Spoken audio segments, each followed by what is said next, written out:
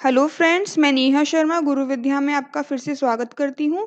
तो आज की इस वीडियो में हम इकोनॉमिक्स की जो हमने सीरीज स्टार्ट करी थी उसका सेकंड पार्ट पढ़ेंगे। तो स्टार्ट करते हैं फर्स्ट क्वेश्चन से। भारत के किस राज्य में जन्म दर सबसे अधिक है? उस राज्य का नाम बताना है।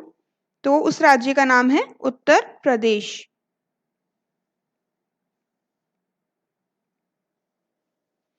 कौन सा राज्य है सबसे अधिक जन्म दर वाला? उत्तर प्रदेश। ठीक है, नेक्स्ट क्वेश्चन है हमारा। भारत में शिशु मृत्यु दर किस राज्य में सबसे अधिक है? देखिए, इसमें शिशु मृत्यु दर बतानी है, राज्य बताना है कि किस राज्य में सबसे अधिक है। तो वह राज्य है मध्य प्रदेश, सबसे अधिक मृत्यु दर वाला। अगर हम यहीं पर बात करें कि सबसे कम दर वाला कौन सा राज्य है, तो वह है गोवा। ठीक है, तो यहाँ हमें दो बात पता चल गई है कि सबसे अधिक मृत्यु दर है जो मध्य प्रदेश है और जो सबसे कम है वो है गोवा। नेक्स्ट क्वेश्चन है हमारा। भारत में बाल श्रमिकों की संख्या सबसे अधिक किस राज्य में है? बाल श्रमिकों की संख्या बतानी है, किस राज्य में सबसे अधिक पाई गई है? आंध्र प्रदेश में।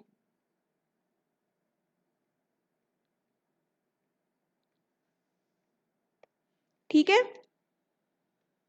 आंध्र प्रदेश इसका आंसर होगा। नेक्स्ट क्वेश्चन है हमारा। योजना योग द्वारा कौटिल्य पुरस्कार से सम्मानित पुस्तक भारतीय आर्थिक नियोजन यथार्थ और संभावनाएं के लेखक कौन है? इनके लेखक ऑथर का हमें नाम बताना है। तो वह कौन है? प्रोफेसर मधुसूदन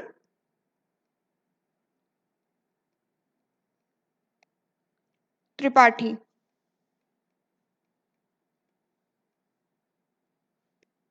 ठीक है, तो इसके लेखक कौन हुए? भारतीय आर्थिक नियोजन यथार्थ और संभावना के लेखक हैं प्रोफेसर मधुसूदन त्रिपाठी। नेक्स्ट है स्वर्ण जयंती शहरी रोजगार योजना कब लागू करी गई थी? तो देखिए, स्वर्ण जयंती रोजगार योजना कब लागू करी गई थी? 17 सितंबर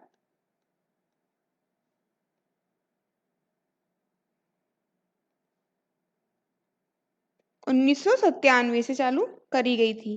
ठीक है, अब अगर हम बात करें कि इसका जो मुख्य उद्देश्य है वो क्या था, इसके नाम से पता चल रहा है कि स्वर्ण जयंती शहरी रोजगार योजना, यह उन बेरोजगारों को, ठीक है, और गरीबी बेरोजगार और शहरी बेरोजगारों को क्या करना है? रोजगार के लिए उनकी मदद करनी है, जिसमें वह क्या कर सकते हैं? स्वरोजगार चालू करते हैं, तो उनको लिए क्या करते हैं?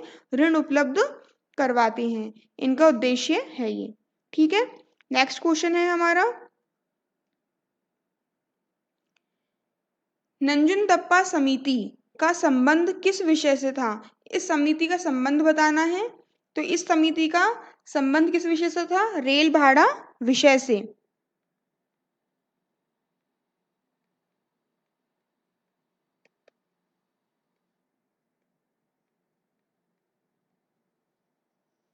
ठीक है, हम अगले क्वेश्चन की तरफ चलते हैं। एशियाई विकास बैंक का मुख्यालय कहाँ स्थित है? इसके मुख्यालय का नाम बताना है। तो यह कहाँ स्थित है? मनीला, जो कि कहाँ है? फिलीपींस में।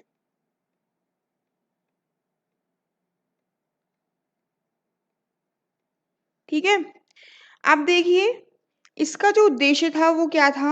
एशियाई विकास बैंक का, जिसका नाम से पता चल रहा है एडीबी बैंक, इसका उद्देश्य ये रहा है कि एशियाई लेवल पर, ठीक है, एशिया के लेवल पर सामाजिक और आर्थिक विकास को क्या है?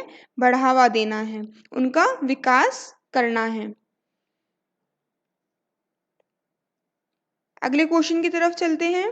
भारत का सबसे बड़ा द्विपक्षीय दानदाता देश, बायलैटरल डोनर, किसको माना गया है? तो उस देश का नाम बताना है। तो वह देश है जापान।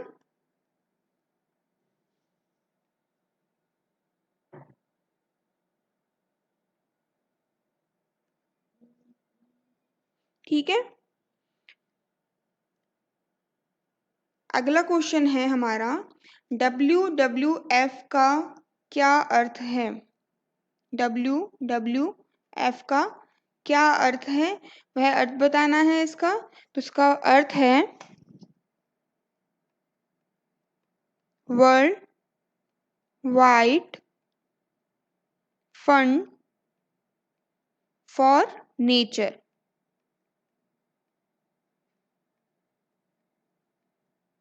ठीक है, तो इसको आप उतार लीजिए कि इसका अर्थ क्या है, world wide fund for nature. ठीक है, अगले क्वेश्चन की तरफ हम चलते हैं।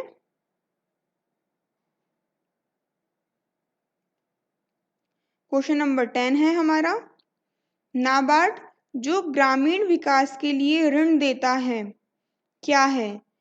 ठीक है, ये क्या संस्था है, समिति है, ये बतानी है किस तरह की समिति है, इसका क्या टाइप है। तो वो यह क्या है, नाबार्ड बैंक है।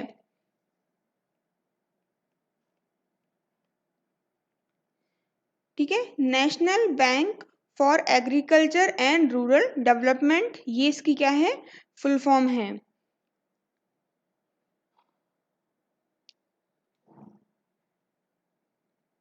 अगला हमारा क्वेश्चन है, किस समिति ने कृषि जोतों पर कर लगाने की संतुति मतलब की सहमति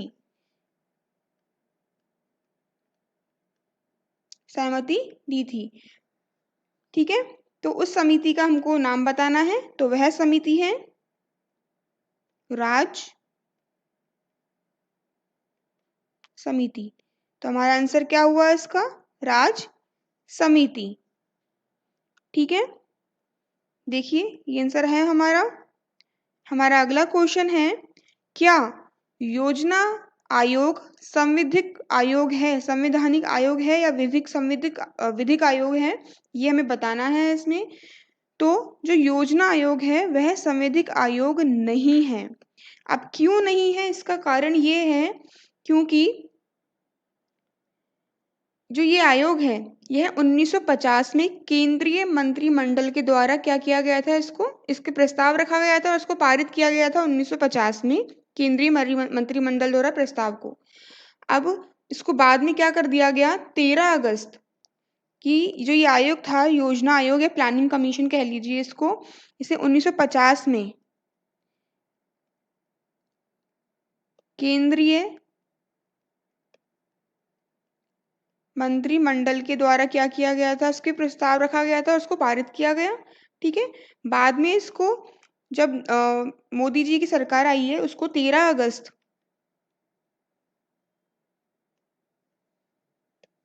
इसको 13 अगस्त 2014 में जो ये योजना आयोग था,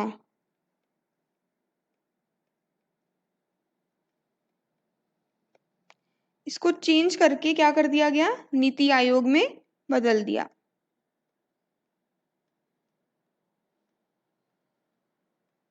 ठीक है, तो ये सब बातें हमें समझ में आ गई कि ये क्यों नहीं है, क्योंकि ये क्या किया गया था, इसके प्रस्ताव को पास किया गया था केंद्रीय मंत्रिमंडल के द्वारा। तो ये संवैधानिक आयोग नहीं है और इसको अब क्या कर दिया गया है, नीति आयोग के नाम से बना दिया गया है।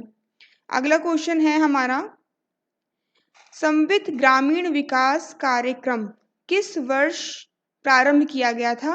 IRDP जो प्रोग्राम था वो किस वर्ष किया गया था, उस वर्ष का बताना है हमें। तो वह है 1978, 1978 से 1989, ये इसका उत्तर हुआ।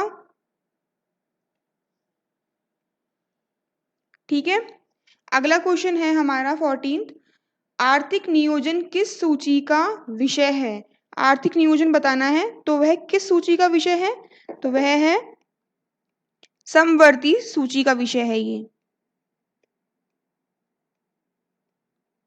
देखिए समवर्ती सूची क्या है, एक छोटा सा ब्रीफली हम समझ लेंगे। समवर्ती सूची वह सूची है जिसमें केंद्रीय सरकार और हमारी राज्य सरकार, ठीक है, सेंट्रल गवर्नमेंट और स्टेट गवर्नमेंट, इन दोनों का ही क्या होता है, बराबर इसमें अधिकार होता है।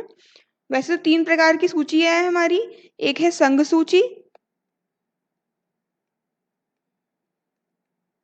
और एक है राज्य सूची। जिसमें कुछ सेलेक्टेड विषय हैं, ठीक है, उनको डाला गया है कि इसकी सूची में कुछ अलग विषय हैं, इसमें कुछ ऐसे विषय हैं जिनके ऊपर इन्हीं का अधिकार है। पर समवर्ती सूची ऐसी है जिसमें ये क्या है, दोनों का ही क्या है, इसमें बराबर अधिकार है। ठीक है, तो जो आर्थिक नियोजन है वह किस प्रकार की सूची में है, समवर्ती सूची में। इसका उत्तर क्या हुआ, समवर्ती सूची का। अगला क्वेश्चन है हमारा, कपाट का मुख्यालय कहाँ स्थित है। CAPART means council for advancement of people's action and rural technology. तो इसका मुख्यालय बताना है। इसका मुख्यालय है नई दिल्ली, न्यू दिल्ली इसका उत्तर हुआ। ठीक है, तो देखिए कपाट का जो मेन उद्देश्य था, इसका मेन उद्देश्य क्या था कि ग्रामीण क्षेत्रों में जो कार्य प्रणाली है उसको सुधारना। ठीक है, विशेषकर जो दलित वर्ग हैं, ठीक है, दलित हैं या सामाजिक रूप से जो पिछड़े हुए हैं, उन वर्गों को क्या करना, उनका विकास करना। ठीक है, जो गरीबी रेखा से नीचे लोग हैं, मजदूर हैं, अपंग हैं, ठीक है, और कौन, जो अनुसूचित जाति और जनजाति के लोग हैं, उनको क्या करना, उन्हीं को ही क्या करना, उनको प्रमुखता देना ही क्या है, इसका प्रमुख उद्देश्य है। तो इसका उत्तर है, इसका जो मुख्यालय है वह नई दिल्ली में है। तो देखिए ये क्वेश्चन आज की सीरीज के यहीं पे खत्म होते हैं।